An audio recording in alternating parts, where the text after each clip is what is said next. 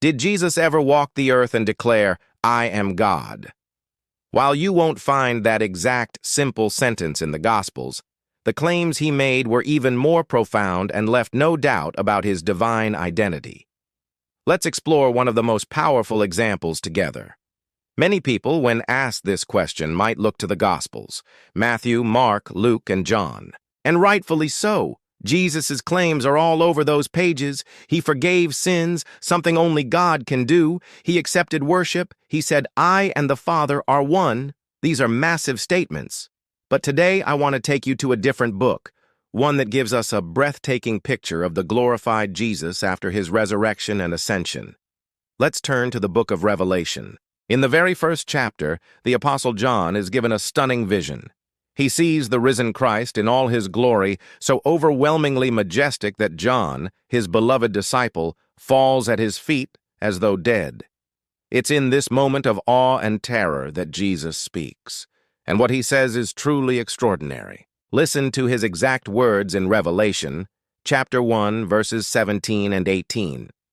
Jesus reaches out, places his right hand on John, and says, "Do not be afraid. I am the first and the last. I am the living one. I was dead, and now look, I am alive forever and ever, and I hold the keys of death and Hades." Let's break that down. I am the first and the last.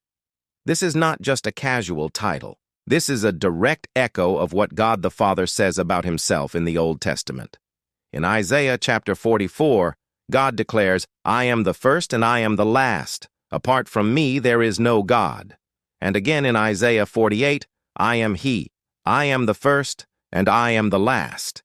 Jesus is taking the very name, the very identity of Yahweh, the God of the Old Testament, and applying it directly to himself. This isn't a subtle hint. It's a direct claim to eternal deity. He is saying he existed before all things and will exist after all things have passed away. He is the beginning and the end, the Alpha and the Omega. Then he continues, "I am the living one. I was dead, and now look, I am alive forever and ever." Here, Jesus points to the core of the Christian faith, his death and resurrection. He isn't just a spirit or a ghost. He is the one who entered death and conquered it. He didn't just come back to life for a little while. He is alive forever and ever. He has eternal life inherent in himself, and he proved his power over the ultimate enemy, death. And finally, the ultimate statement of authority. "And I hold the keys of death and Hades." In ancient times, holding the keys to a city meant you had complete authority over it. Who comes in, who goes out. Jesus is claiming ultimate authority over life and death itself. He determines the final destiny of every soul. This is a power that belongs to God alone. No prophet, no angel, no man could ever make such a claim. So when we look at Jesus' own words, the evidence is overwhelming. He didn't just hint at his divinity. He declared it using the very titles and attributes of God Almighty. He claimed to be the eternal God, the conqueror of death, and the ultimate judge. This isn't a claim of a mere good teacher or a prophet. It's the claim of God in the flesh. Thanks so much for watching.